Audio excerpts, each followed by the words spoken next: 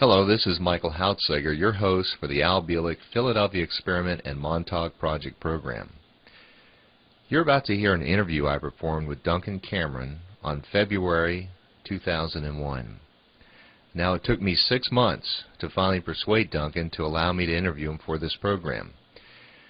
He is still recovering from the effects of Montauk, even after all these years, and is in the process of gradually recovering his memories. He doesn't have them all back right now. Now, many of the subjects discussed in this program will be difficult for the newcomer to grasp, since we really didn't have time to develop the context during the interview. I only had an hour with Duncan, so I tried to cover as much as I could. I recommend that you listen to Duncan's interview after you have listened to Al and Preston, Larry and Stuart. Those programs will develop the context for the information discussed with Duncan. Despite taking so long for me to get this interview, I really felt it was important for you, the listener, to be exposed to what he has to say. Therefore, I persisted in convincing him to be part of this program. There were many times he told me no, he wouldn't do it. But Duncan Cameron is the man who is described by Al Bielek as his brother, who was on the ship with him, the USS Eldridge, during the Philadelphia Experiment, and subsequently the two of them jumped off and landed in 1983 and a few other places. He's also described as the psychic on the Montauk-CHAIR. He's described as one of the chief mind control programmers for the Montauk-Project, and he is described as the creator of Junior, which is the monster that ultimately brought Montauk down. And now we transition to the interview. One thing I've noticed when one researches all this Montauk and Philadelphia Experiment stuff is you don't give a lot of interviews. Not too often. Yeah, that's correct. I haven't found too many. It's not that I'm particularly guarded, but it's always trying to pick and choose the words so there's less chance of being misconstrued. And something I'm very well aware of, it's from the get-go, it's what I call point for viewing and or interpretation. And right there, there's a tendency there's 6 or 8 different meanings for the same word, phraseology, intent, that sort of thing. So try to just hone it in on it, and when the situation is just right, then go with it, you know. So I guess you're saying you haven't found too many of the right situations over the years. And truthfully, I haven't been that comfortable with it. Okay. Over the past few years, I've done a heck of a lot of cleaning and clearing and just try to come up to speed and some normal grounding, that sort of thing. So here it is, 2001. We're sort of at the early part of the year. This is the second day of February, and it's been many years since the Montauk-Project kind of ended. So I guess you're at the phase now where you feel comfortable in talking about it. Yeah, much more settled with it, and just allowing whatever had taken place to kind of view it in hindsight as an event, and if there's an emotional charge on it, to just kind of look at it, and if it's out of the normal framework, then that needs to be delved into and or cleared or processed in some capacity. Okay. So in that sense, it's a whole lot easier being removed from it. At this point? Yeah, at this point. Well, I think your name comes up, Duncan, in 3 references. The first is the relationship you have with Al Bielek, because Al talks about you as his brother. And then the other reference is the Philadelphia Experiment and all the events that surrounded that with time travel, etc. Sure. And of course, the most famous is the Montauk-Project. Oh. It would seem so. It would seem so. It would seem so. Or at least that's what's been talked of mostly, you know. Yes. And that's kind of the how do I say? That's kind of the thrilling or event. What do they call it? Something is out of the ordinary, unusual, and kind of the showstopper that usually, and that's most of my research, that at a later date I'll may share with you as to how it's necessary for people to witness events that have an emotional charge so they can attach to it or connect to it, and to help to process and relieve their own charged up stuff. Mm-hmm. And that's what movies and all sorts of things are. Anything, a phenomenon is what I was thinking that. Anything that has a supercharge and has some degree of effect or emotion that has some degree of truth, and put all this together, and it's kind of like a doorway or an adjustment to say, wow, nah, really? One of those things. So is that how we should relate to Montauk, or was that the purpose of Montauk? A number of different, yes, one of the considerations, some of the purposes, anything from exploring the pathways that any sort of living consciousness has the right to, mm-hmm. and whether it's done through standardized prayer or focus, and or through amplification. Mm-hmm. And it's that's my other study, as it has to do with the if it's not allowed within the framework, it can't happen, which is a fancy way of saying it's kind of self-serving philosophy, but it also is true. Mm-hmm. It's energy field. That's something I'll share later to you. Okay. The intelligence within the field, mm-hmm. and how indeed whether that the intelligence will take up people, places, things, and it'll put them where it's necessary to serve its own purpose. And depending how evolved that purpose is, that's something else. So when you say whether it allows certain events to happen within its field, some very bizarre events happened at Montauk. Mm-hmm. And in fact, the CD with Al Bielek has been out for a while, mm-hmm. and we've talked about time travel and mind control, things like that, and I get emails back from people who have listened to those things saying, who are we thinking we are God, mm-hmm. and doing those things. So, and that's certainly allowed, to consider that. Right. And I certainly have had my times when I yell to the skies and shake my fist, and also in the same breath of the word understood the framework of someone just testing any theory, trying to get back to something other than who they are, on a broader sense. And the downside is mm-hmm. power and control, compress, contain, rather than free up. So would you say the real motivating energy for the events at Montauk was power and control? It would seem so, mm-hmm. truly, mm-hmm. to be able to be in the director's chair, to allow and or make events come in a particular outcome.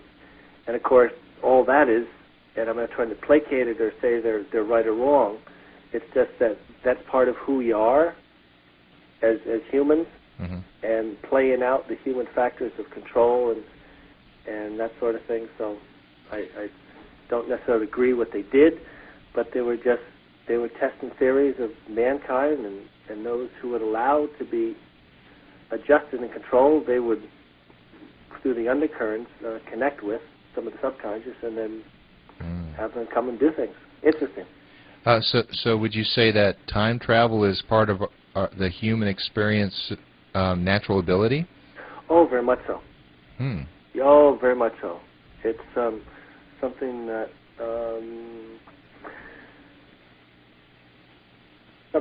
can be and is a daily occurrence. It depends the level of consciousness a person is and their ability to be aware at the time when they're conscious, to be able to connect with whether a feeling or event and look into it rather than event, just an event per se. And of course, the downside is over-analysis. Mm-hmm. And the upside is self-monitoring of how it interacts with oneself and others in the cosmos. So it's the kind of standard stuff, but in the framework of the mind, and that's something that I won't go into in length, and that's part of a lot of my research. his mind takes an event and puts it in a specific location for later recall. And you know where to put the keys in the car. You know where work is. It's a finite location, and anything outside the finite is the infinite, in theory. Of course, it's interpretation and point for viewing is the infinite, where it goes past the boundaries. And that's where the healing comes from. That's where the grace, the fluidity, the light, the healing light, anything of that genre, it goes past the boundaries and will not be constricted or restricted by it. Fortunately, for everyone's sake, because then we'd all be in trouble. And the mind likes to take it and corral it, like beauty in the sky. Let's take a picture of it. By the time you take a picture of it, it's gone. And the grace is past, or whatever that essence of purity, innocence that comes, just kind of magical, you know. So. You know, Duncan, I'm going to probably speak for some of the listeners. As they hear you talking, they're going to get a sense that this whole event at Montauk is far, far more complicated than the simple notion of putting a piece of equipment in place and traveling from 1983 to 1953. And that seems to be the basis of your work now, as I understand it, as I listen to you talk. Yeah, very much. It's for me because there was so much programming involved. Right. That the programs were so seated, it was in the conscious, the subconscious catalog stuff and takes things that are in our face and takes them out so we can go through our daily affairs. And then when the registrar gets filled enough, you usually just percolate to the system, and then someone can do as they please, put it out, away, deal with it, let it go, heal it, clean it. And it's when you look at it, just things in a sober event rather than one's little self, as opposed to a more broad understanding outside the normal framework which we understand. It's consequential in the same breath of the word. It has no consequences because it's just part of the learning that we go through. But sometimes when one steps out of the framework, and that's my other source of study, is the guardianship that is involved when someone kind of breaks the mold as to certain energy fields or forms or entities will go out and bring someone back. And that's part of the duty of some of the guardianships of the mind and the earth and some of the time travel. So would you say we broke the mold at Montauk? It helped to move past the standardized construction we have been used to. So in that sense, it served a purpose. It was done mostly through force, which and the grace per se, which is the most gentlest and the most healing, truly didn't have effect, and the registrars seemingly have been so filled up. It's force is about the only way, and I put that in quotes because that's an illogical statement, to get in, because it's so parameterized and boundaried up. It's so defense-oriented posture. To get in, you have to go in with force, and I put that again in quotes. Okay. So it did serve purpose. In the same breath of the word, there's a sad note to say, well, why do we still have to use force? And the answer is because we do, as a collective, you know. Right, right. So was the force, the chair and those delta T antennas, was that the force that got you into what you're talking about? Actually, it was more just picking up the collective. It's not that they necessarily did or wanted to, but by the nature you expand oneself, you go more person has a tendency to go more broad, and depending what they're playing with, and they play with the primitive part of the mind, the psyche. Yeah. That has a tendency to be very instinctive and very psychic, as the animals or some of the Sasquatch, you know. And there's a tendency to collect with something more broad than oneself because of the initiation of power and going past the normal boundaries. Okay. Now the techniques, though, that they used, this force that you're talking about, was it electromechanical or was it spiritual techniques? Spiritual in the sense that they were engaging the spirit realm, Yeah. but not in the sense that we're familiar with, which is the church, the different, or I should say different churches, and I put that in quotes too, or gatherings of people in the culture through prayer or thoughts, you know. Right. So in a sense it was very spiritual, but testing the realms in a way that some only kind of dare to, and of course there was very self-invested thoughts involved in that. And again, I have my own thoughts on it, but it's just, in the long run, they'll serve a purpose, and it helped to move past the barriers, though in reality we all could and still can just move through grace, rather than having to, as a collective, use the force in order to provide a service, in order to move it past in a realm of realms, or a 3D, which are here, or collective consciousness. It can't happen unless it's part of the energy field. Well, I think what you're alluding to, Duncan, is that something very bizarre happened. Indeed. And what happened, there are consequences upon consequences as a result of it. But how was it that, say, a group of people, and on previous programs they've been described as the German scientists who were brought over by Operation Paperclip, there seemed to be a group of people who stumbled onto some technology, in a sense, that allowed them to do time travel and mind control. Kind of, just based on your understanding, how did this whole thing come about to where they had now the technology and the power to do what they did? You know, specifically, I've often wondered about that, and I don't have a lot of hunches other than what I keep going back, which makes sense, the collective, and researching the electron, and that has to do with any sort of being, depending what state of involvement. When they're asleep, they're not conscious of, typically, of their surroundings. Upon awakening, they realize there was something happened, and then there's stimulus. And the stimulus, depending where it goes and how developed it is, will eventually lead them into exploration. And that exploration, whether it's the electron in the body or electron-like field, it's a logical advancement into study. And what man seems to do is, very succinctly, is to dissect something in order to try to put it together to make it work well, which is the exact opposite of grace, where it's together and it's there for the asking, rather than just, and I'm not saying, I'm talking man as a collective, trying to understand things. Right. Because possibly the essence, the creator, the God, the nature is so full and broad, try to understand just a piece of it and then put the pieces together. So in that sense, it's understood, you know. Sure. Do you have many memories, though, of those events? Some I usually have to read them, per se.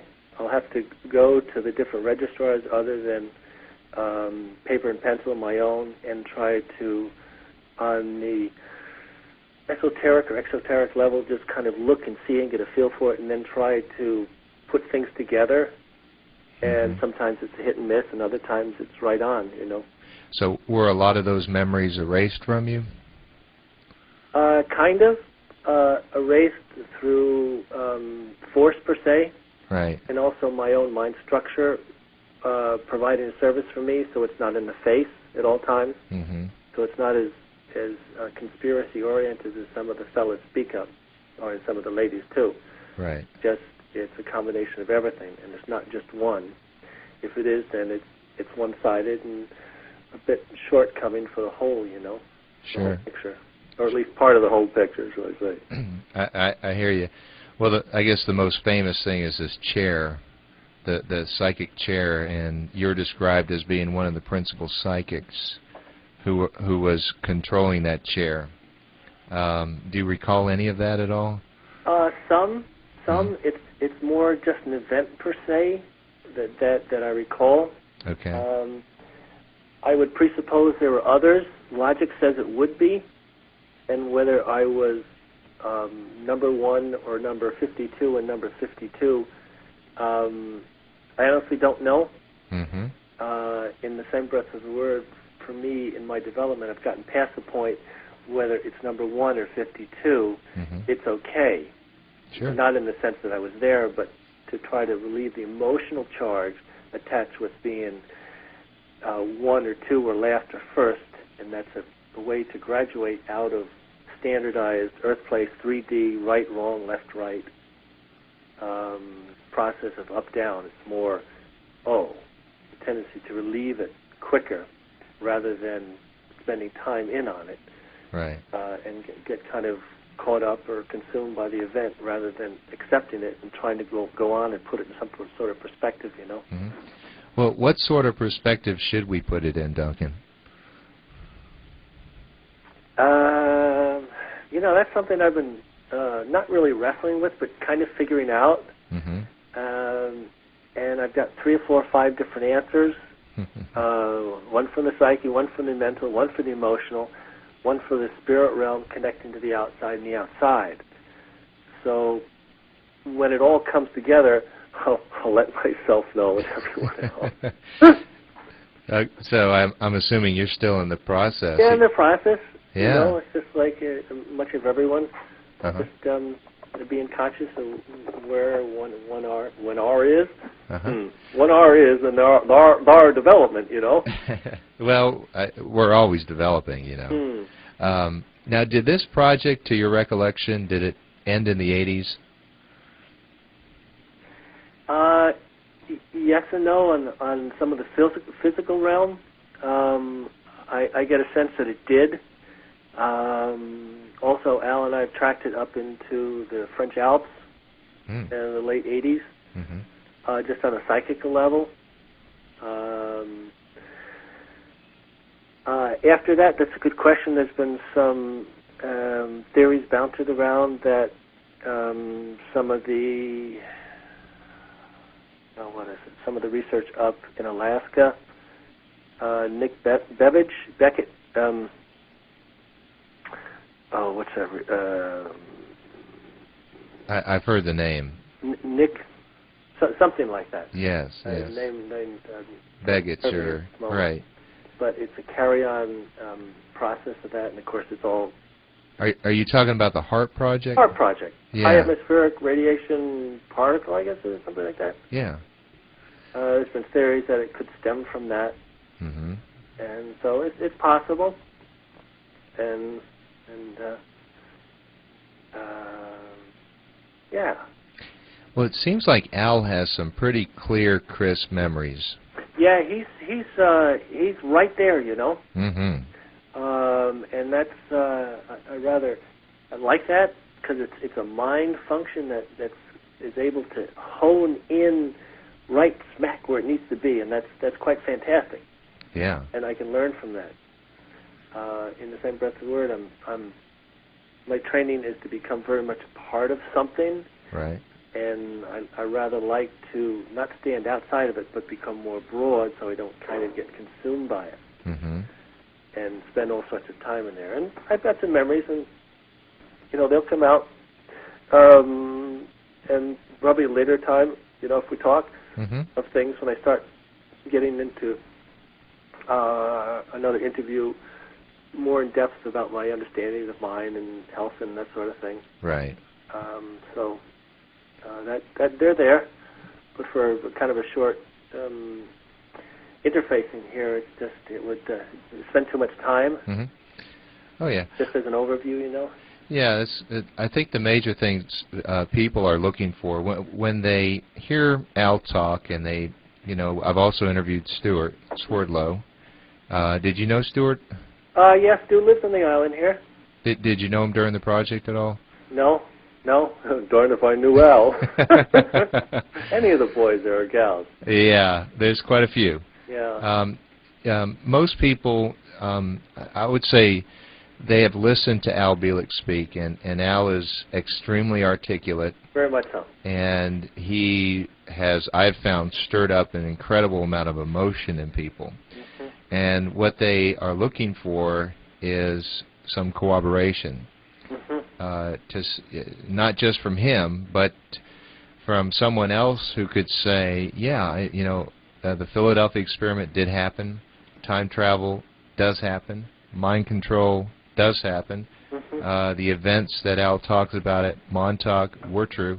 Yeah, that's my research right there, is how the mind locates it and puts it in a specific location, Yes. And how someone is able to hone in on it, and or through voice or becoming grounded or into it, depending how a person is witness to it. And just a different inflection of the voice, or an enunciation, or some ability to understand or become the truth, whatever that truth is at the time, to an event. Other people can witness to that, and it's really important to have something other than themselves to say, hey, this could have happened, and maybe take a look at it, because it involves everyone here, not just some of the players and participants. It's part of who we're all connected to in a collective, and we all kind of allowed this to happen. So, hey, maybe we can find a better way.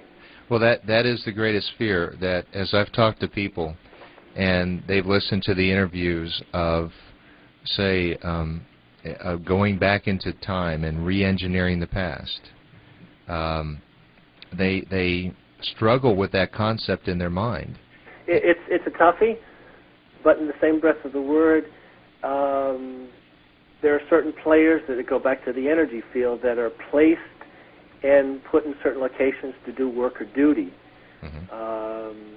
So as part of the collective, we all can do a little something to say, hey, well, I wonder if I'm going to get pulled back and do this, or if I change this. And it's just an explanation of how things are so interrelated, and how one person and or an event can change things. So it's a stimulus, but in the same breath of the word, there's a tendency to have the shock or the excitement or that opening of the parameter or the framework for which we keep healthy to open kind of quickly, kind of without regards towards anything. And in that opening, there's a tendency to be exposed, and the body and mind will go into a shock-related system, because now the boundaries for which it's been conditioned to and understood are now not there, and there's a tendency to become open and tentative, and the extreme would be fear, depending how someone is wired. But in the same breath of the word, and that's my other research, I'll go into it another time, is to, in the opening, how it's a very natural state, and and that's who we are. We're innocent and pure from the get-go. It's all the learned and acquired that we've, throughout, in my own understanding, I believe in incarnation in different life forms and functions, that we acquired this registrar of events in our mind to allow certain frameworks for which to work with, and not necessarily be dictated by, but to draw for education and wisdom. So perhaps one of the purposes of this interview and this CD that we have with Al is to perhaps change some paradigms. Well said. Well done. Yeah, just as simple. I've said 15, 20 minutes worth of words here, and you just said it right there. Neat and concise and clear, and see, I'm trying to complicate it already. Well, all I have to say is well done. I think about... Wait a second. Wait, I'll get the mic and put you on interview. Oh, you got the answers. Yeah, but I don't have the fame and fortune that you have. Yeah, well, again, that's an attachment. No, that's a joke. Yeah, right. Good thinking. So, good, thank you. No, I was thinking, though, as you were describing what you just did, is of a child who comes into this world. And they don't have answers. They live in a world of wonder. That's it. You know, wide eyes and wonder, and there's no parameters.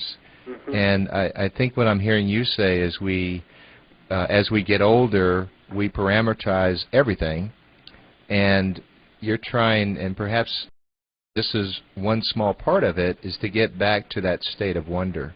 Mm-hmm. Well said. Because the parameters we have put on it are not necessarily correct. Right. Right.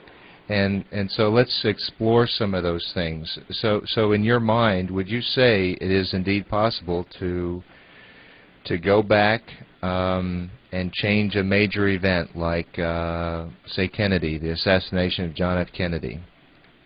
In theory, mm-hmm. Let me try to explain this the way which I can understand it and relay it. Okay. Yes and no. Yes, in the sense that it is possible on paper to do such a thing with the collective understanding and development, and probably not plausible in the sense that it's an event that truly had that's part of our framework and our development.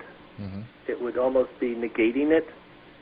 So in the sense that the collective seemingly can move past the framework of the understanding or the events which has helped structured its development and future and moving ahead, and to be able to negate or change a situation probably can occur and does that we're not aware of. Mm-hmm. Not necessarily the collective man collective, but the development for which they move through. And that's my other studies, is the structure of reality and how it's based and the different forms and such.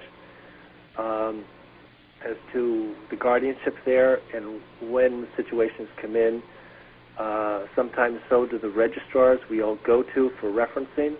They do change. It's not that they're gone, but they're kind of set aside. So someone on a very instinctive level who says, let me check this, mm-hmm. whether they're checking themselves or the different registrars around the earth, or et cetera, if they go very quickly, chances are they'll pick up something which is very right there, almost like someone that goes into a bike shop and says, look at that great color, and they take it home and it falls apart. It's about someone goes in and says, wow, great color, and this and this. You go into it a little more in depth and realizing, wait a second, there's something here which is a little unusual. I recall doing this yesterday, and it didn't happen. Registrar comes in, changes the events, and it actually changes sets aside one's memory and such. And that's it can be a little scary, but in the same breath of the word, it's standard stuff, mm-hmm. and just again, it's just seemingly part of reality and structure and energy fields. Mm-hmm. So things do happen, and the fun part is when you get through one's own stuff, the concerns or fears or just the emotional kind of baggage we all have, seemingly as an individual or collective, there's a tendency for the awareness to come up to when an event happens to say, this is really neat. Wait a second, what happened here? Oh man, did anyone else see this? Did anyone else just witness just what happened here? Mm-hmm. Whether it's a star or an event or a local reality shift, it's just, that's the fun part about cleaning house, to be able to witness it directly, and then it registers as quote-unquote truth for the instant. And that's the upside about cleaning house, is to be able to be right, Johnny on the spot, mm-hmm. or Johnny with a Y or IE, depending what Johnny. Well, there seems to be two kinds of consciousness, and correct me if I'm wrong, but you have the individual consciousness and then the group consciousness. Right. And let's go back to this Kennedy scenario I said. I mean, if indeed we were able to go back and change that event, then the entire group consciousness would have to be completely changed from there on out, right? Seemingly so. In theory, if it's that important to the shifting of the collective, mm-hmm. In actuality, though that event could be shifted out and there be no such event per se, It'll be often in another reality or dimension or timeline or form of energy. There's a lot of interpretations on it. Sure. But indeed, if someone were to check the registrars, and that's some of the mystics and the, I hesitate to use the word cult because there's so many misunderstandings regarding it, or those outside the normal framework of church and state and organizations, you know. Some of the groups, they have the history other than what we've been taught as to some of the events that have gone through the collective that haven't been recorded. And that's kind of interesting. Okay, so you're saying that the event would still be recorded, but we would shift dimensions? Possibly, depending upon what charge is involved in that. Right. And how much of a turning point and of a necessity, and I put that in quotes, it is to the energy field in order to shift out. And this is highly interpretational as I speak for sure because it's just my own theory. Okay. And it may not support any math and or metaphysics and all that. It's just be going, all that says metaphysical is just going beyond the physical, you know. It's a theory just having to do with energy fields. Okay, so yeah, it's a maybe then, right? Beg pardon? I guess the answer is maybe. As far as being able to go back in time, change the event, and having the mass conscious change instantaneously, to whereas 1 second I thought Kennedy was killed, and then the next second I would say, oh, I remember him as a 2-term president. Yep, right. And it's based upon whether all these things you described would allow it to happen. And about 99% more education and wisdom added to it, other than just the thought process, was the little me brain is trying to figure out, you know. Yeah. However, what is troubling is when I interviewed all these other people, they said, oh yeah, we did that on a regular basis. We changed the outcome of the Civil War. We went back to World War II, and we went to a different dimension and saw what would happen if Hitler won. Found out that wasn't too good, so we had to go back and change things and make sure he lost, etc. It's very possible. I'm not saying it can't be, but it doesn't support the level of energy dynamics that I'm familiar with. Okay. And so you don't recall being part of any of those projects then? Not specifically. And my understanding that it would shift out of the registrars and the collective, and it may not have, they may have been able to do it per se, but the information is still there that it did occur. It doesn't fit group dynamics to negate an event, period, and wipe it out. Okay. So it's registered somewhere. But whether our conscious... Whether the conscious and or reality accepts that, right, and then takes effect in the physical here, that's plausible, you know. But it's still registered somewhere. Right. Now, do you believe that there are many different dimensions, parallel universes? Logic says it does. I have my own, when I project out, I go through certain guardianship or frameworks or parameters, and then go 360, which is outside structure, would be the local guardianship or God force.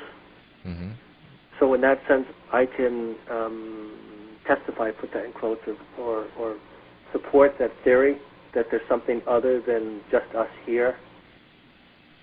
Other dimensions. Other dimensions, and the same follows with going down into the subconscious. And that's something, as I said, sometime if we get to it, we'll go into it in depth. Okay. Understanding a presentation of how the mind works, and that certain parts of it, our mind and structure, sees other than this old physicality. Well, that would be a lot of fun. It is fun, and actually standard stuff, and everyone goes through it daily, but the level of consciousness to be able to understand and witness at the time just isn't there. Yeah, it's sort of like when we're driving, we don't think about driving, we just do it. Well said, yeah. Right. So in your opinion, there could be parallel universes? Oh, sure. And in that, I'm saying, you know, I'm Michael here in this universe, but there could be one right beside it where there's another me operating on a whole different level.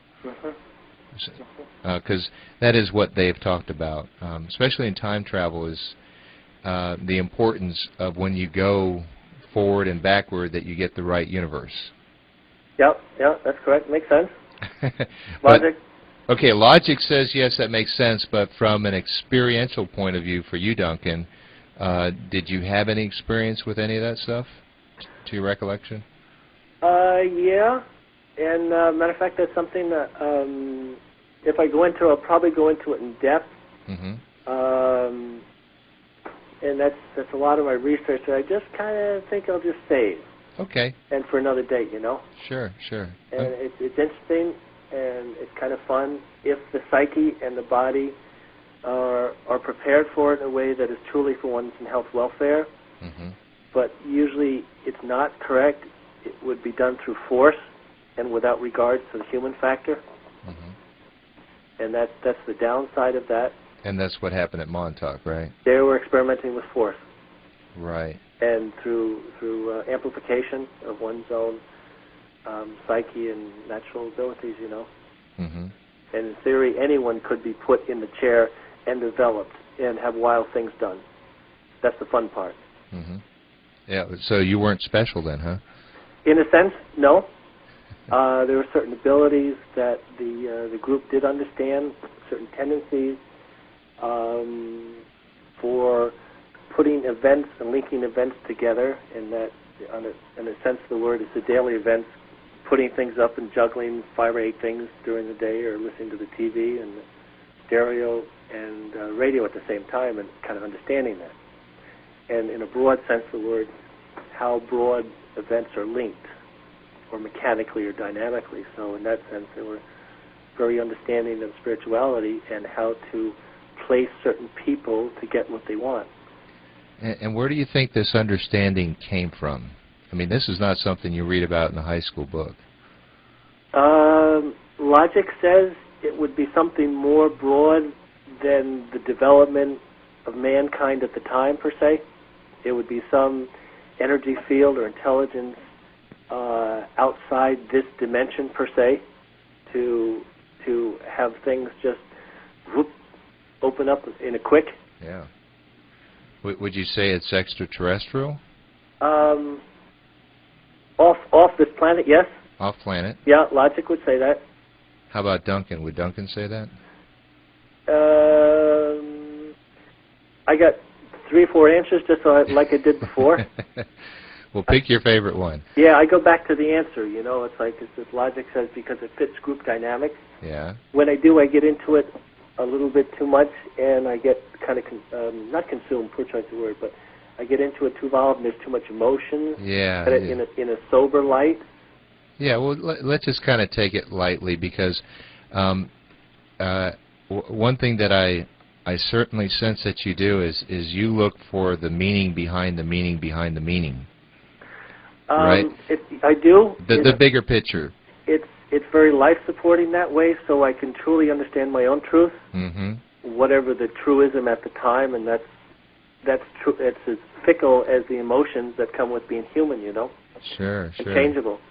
But I know we will confuse a lot of people as we dive into these deep levels, because obviously you've gone through lifetimes of getting to this level, and a lot of people, perhaps this might be the first time they've ever opened up to consider some of the concepts which you're presenting. How do you feel about that? I have a number of explanations, a number of responses to that. Right away, there's an opportunity to do whatever in the situation, and logic says right away is try not to stir up any concerns or fears, because any doorways that might be open there's a tendency to be hesitant. So whatever I can do or say for any sort of healing or continuous energy or support of saying it's okay to feel what you're feeling in a situation which comes up, which is brand new, that's what I would say, which is some of my other research in pure when I say that. It's my own word, psychology, is to be, it's okay to be where you are in whatever you're doing because that's where you are. It's kind of circular reasoning, but it's very supportive to say whether you're in the jungle digging a ditch, you know, you're protected and loved, or you're out in Wall Street, or you're we're having this interview. Yeah. It takes the charge out of should I, shouldn't I, all the different mind functions that happen that comes with just one event, all the multiplications of emotions and logic and that, just going into one specific location. Right, so it sounds like for you there is a whole bunch of emotions still tied up with this Montauk experience. Indrude. A little. Yes, they did use Druid philosophy, which is layered presentation of one thing, and that structure. Yes, because there is multitudes of layers of things having to do with this Montauk. And to say it isn't, and I have a tendency to act things out because I'm an empath, or a tendency to be empath or the sameness. And there is a host of emotions, and when someone comes upon it, if these emotions come up, it's okay because that's what they were investigating, emotions and reactions and logic. It's a whole something which we haven't with our structure was amplified, and it's right there. Sometimes when it's witnessed to a person, things may come out in the voice. Well, what would, I guess, emotionally be hard for me to deal with if I was connected to Montauk are all of the boys, this Montauk-Boys program, where it sounded like they were experimented upon and they were put into the tunnel and many of them disappeared, in a sense. What's your recollection of that whole program? I have some recollection, and one of the first times when I get near it, and I think it's on a tape that Preston made, which I'd rather not market or speak of in actuality, because even though someone will say, oh, look at this tape, he's got that, because it was rather personal what I went through, and I felt somewhat violated that he had that on tape and presented it, because it was something that was very emotional for me and helped and held in, is just to cry, to start to cry, because of feeling one's own self-involvement and also the loss that's involved and the abandonment that comes with feeling the hopelessness in some of the experimentation. The loss of life? Loss of life, loss of one's health and welfare instruction. Oh, that's interesting. And all that goes about with having healthy living and healthy boundaries, you know, as we move through, and the violation and goes with that. And of course, that's the human level, and on the other level, it's those who were involved in it wouldn't be involved in it unless they were necessary to be there.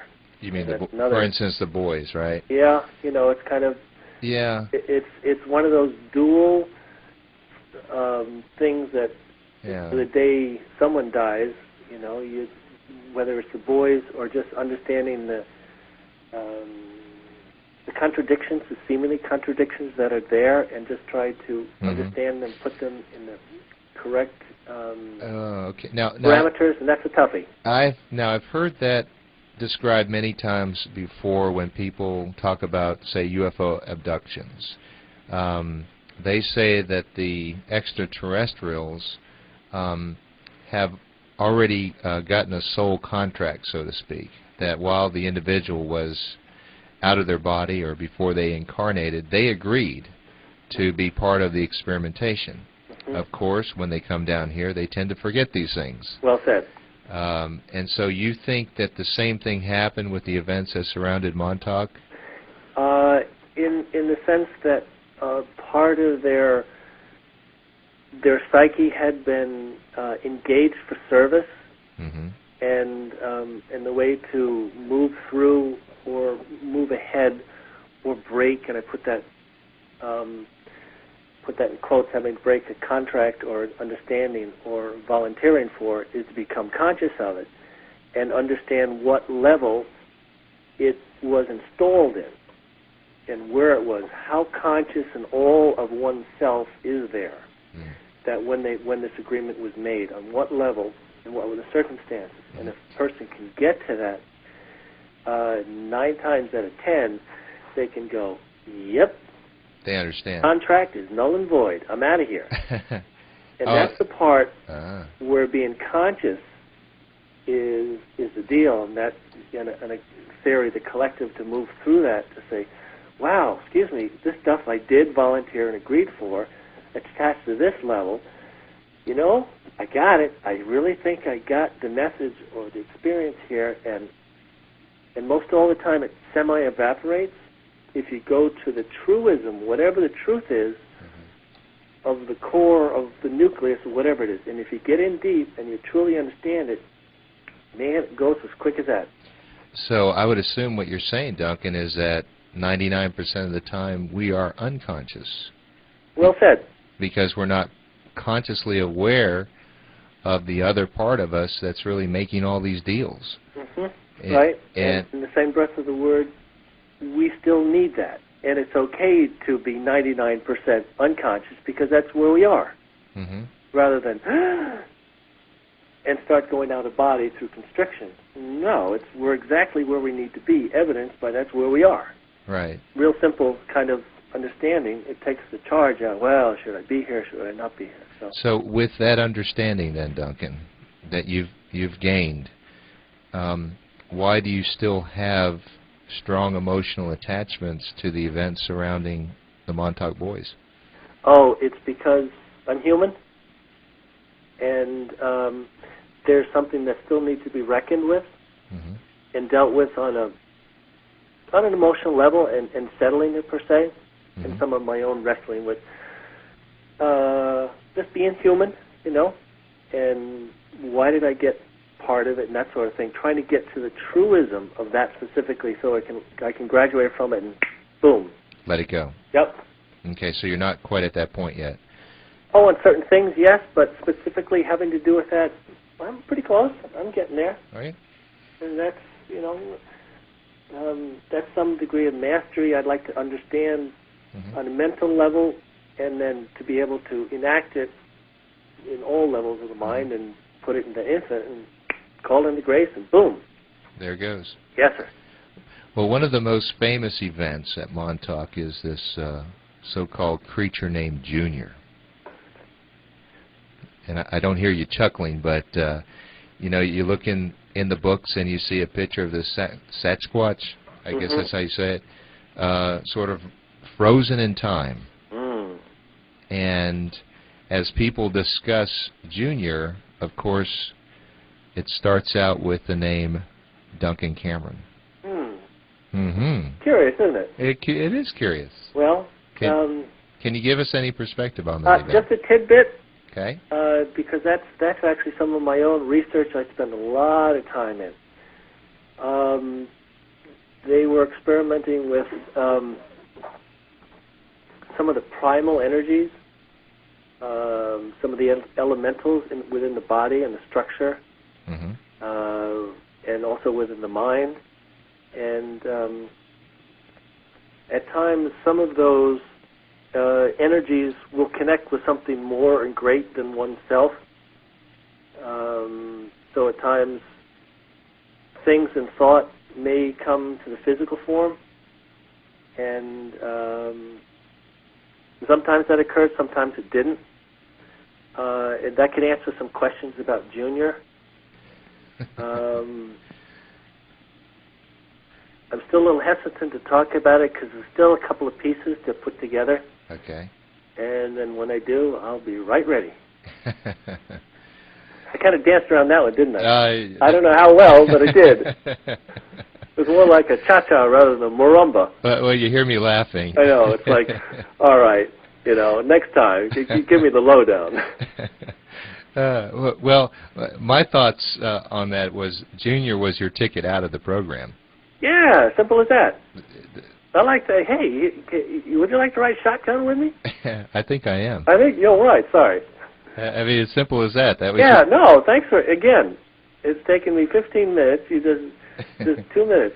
Thank you. That's kind of you to simplify things. Well, you're welcome. I took it out. Thank you. Yeah, that was your ticket out. I mean, it was... it provided service, and wow. That's right, and I don't, whether you consciously conjured him up or subconsciously, either way, it doesn't matter. Yeah. And again, he served a purpose of ending what needed to be ended and getting you the heck out of there. Right. Right? That's right. Matter of fact, I'm taking this little electrical tester here. Yeah. Have it plug in the wall, see, and just running all over everything, thinking it's Junior, just having a great day. Just going over this with the phone and everything. Well, there's one, there's three. Okay. I'd love to do that. There you go. There you go. Well, I tell you what, I saw that picture in the book, by the way. And if that creature came out of your mind, then I don't know if I want to hang out with you. No, I don't know if I want to hang out with myself. That's mean, ugly, and nasty, and I'm scared. He's a pretty hairy guy. He's pretty hairy. He's pretty hairy. Now, one of Al's best friends was this fellow named Dr. John von Neumann. And, boy, he talks about him a lot. Doesn't he? A lot. Yeah, I like the lampshade at the parties. That's a good one. That is a good one. That's a fun one. Do you have any recollections of him? Not a whole lot of anything. A lot of my short-term memory, metaphysically, just kind of isn't there. Gone. Some of my long-term, it's registered somewhere, that's for sure. And it's usually, it's registered on, the same emotion or framework of emotion, and for me to key in and kind of mind control-oriented stuff, I get a little bit discombobulated by it. So you think that's covered up by mind control? Or mind control-like. Uh-huh. And, of course, the particular state of consciousness I was in, I wasn't specifically very conscious in an altered state. And those registrars are there, but in the same breath of the word, it's allowed me to find different ways to remember other than standardized within the body, around the earth, and some of the different librarian zones, Well, were you in that state most of the time?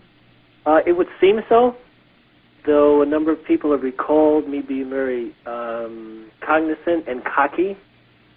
I've heard that. And it's possible.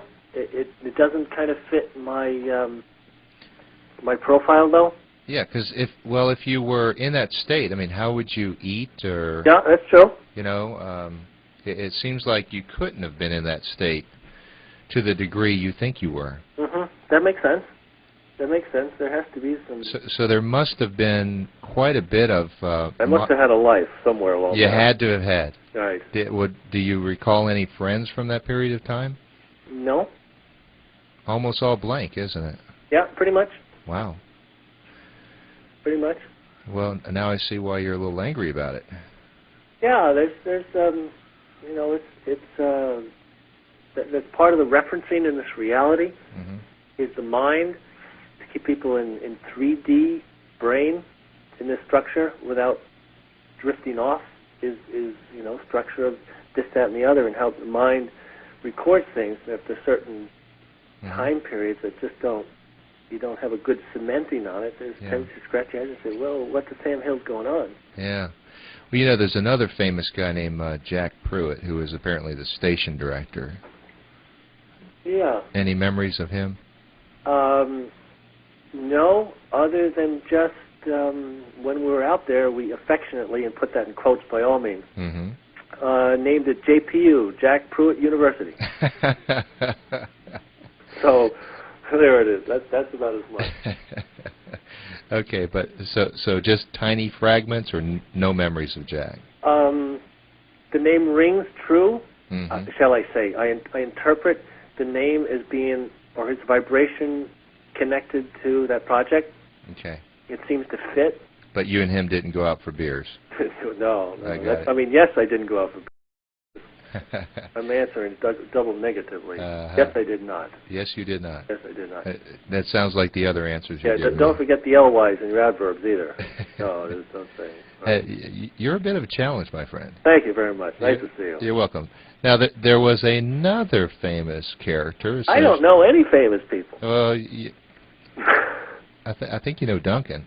But there was another famous guy. He's a good boy when he's asleep. Yeah. Al Bielek. Yeah, that rascal. He's pretty well connected. What are your memories of him? Let's just start at Montauk.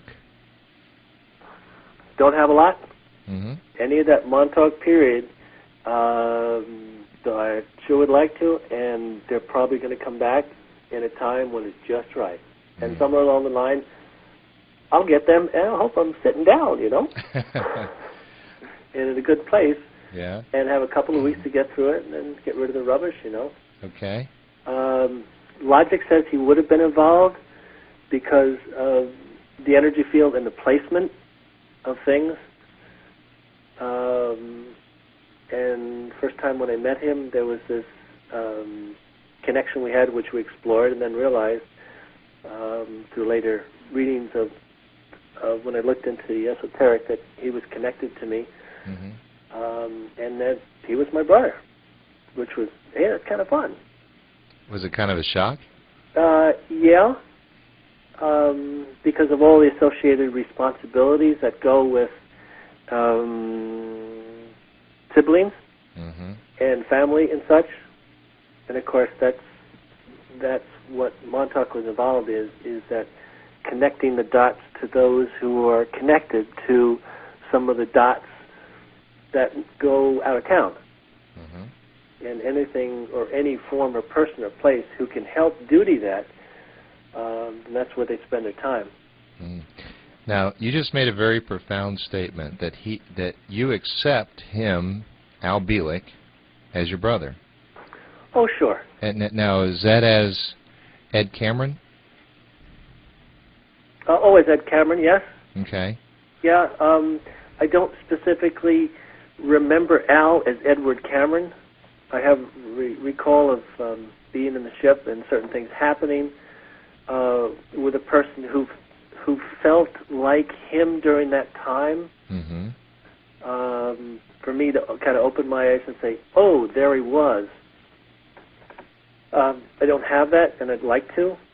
My sensitivity is an energy field and the sameness or understanding the content within it and how it can identify other than a form per se that this is this person. I'd certainly like to, and I don't mean to be vague on it, but it's just not there. No, I appreciate that, because I think what's most important out of all of this is that we just be as honest as we can. Yeah. And it's not about you saying, I remember Ed Cameron and myself going out to a bar or whatever, if you don't have those memories. Yeah. So the hard part is weighing through memories, and I can speak at another time because it's kind of lengthy. Sure. How people remember, and I truly don't want to spend the time into it now. But there are many different ways memories are registered, and to get to the actual event can be challenging, and is also the same breath of the word very simple. So it kind of depends how someone is on their emotional framework at the time and how stable they are, depending how the memory is registered and how closely they can get to the actual occurrence. And that's some degree of mastery that I'm interested in, is to get to whatever the core is, or the origin of birth, or whatever the essence is, to move through all and wade through all the stuff to get right to the source of it so that I can better understand my own truth. That's truly what it's about for me. So So you feel that there's a connection between Al Bielek and Ed Cameron, and that you play a role in that as well. And Al would probably shoot me, and I say that on the emotional statement. Yeah. I would say there's a lazy connection, mm-hmm. and of course he's very adamant that this and this. And I'm not saying it didn't occur, but I truly don't have that information to make an assessment on it. Mm-hmm. To say yeah. Yeah. Well, he speaks from his memories.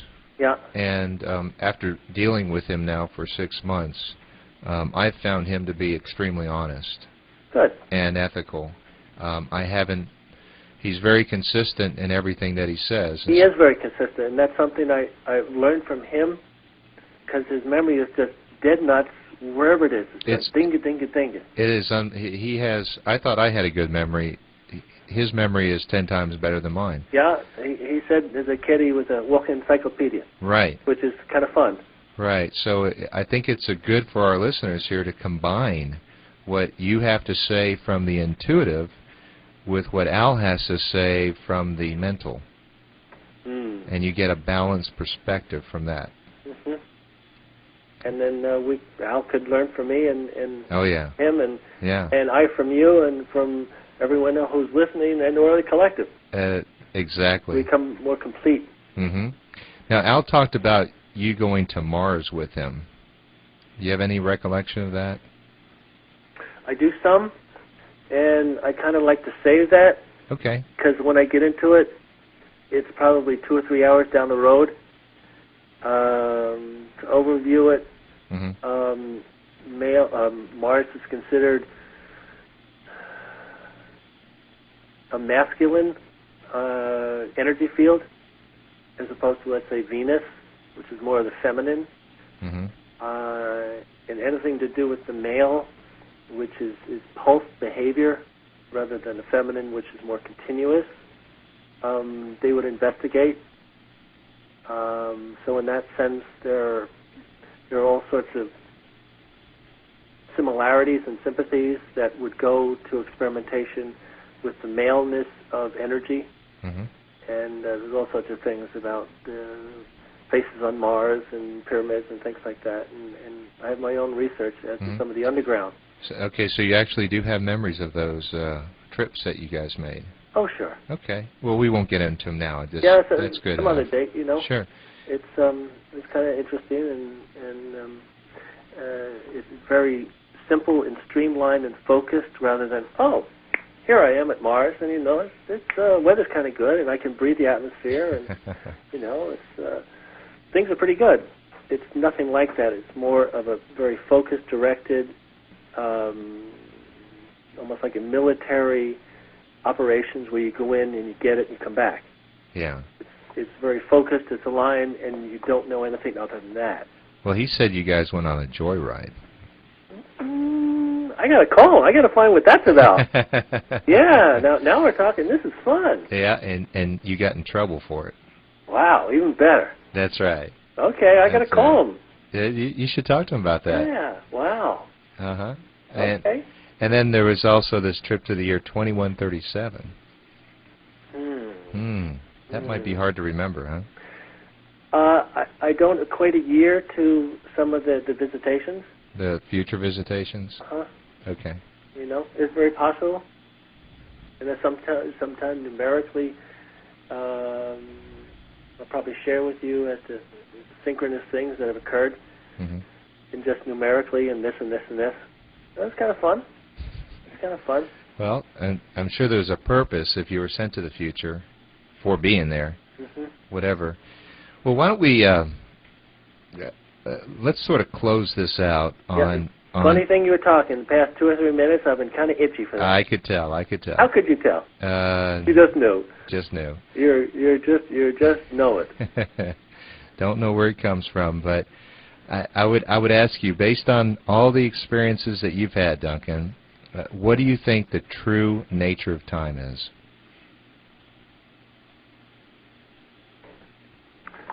True nature of time. And what sort of messages would you give to people about Montauk?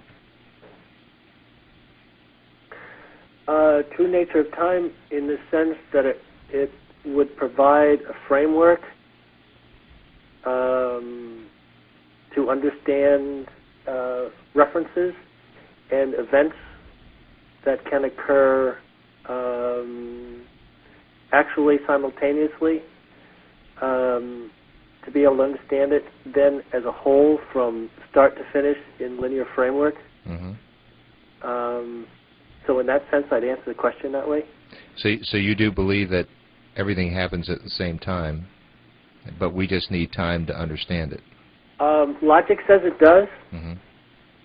and it's part of the framework of the infinite to allow a structure so events can take place on this 3D level of density where the molecules vibrate between pi over 2, which is 157 to 161, the golden mean, for those vibrations to oscillate between that to make this stable. I put that in quotes.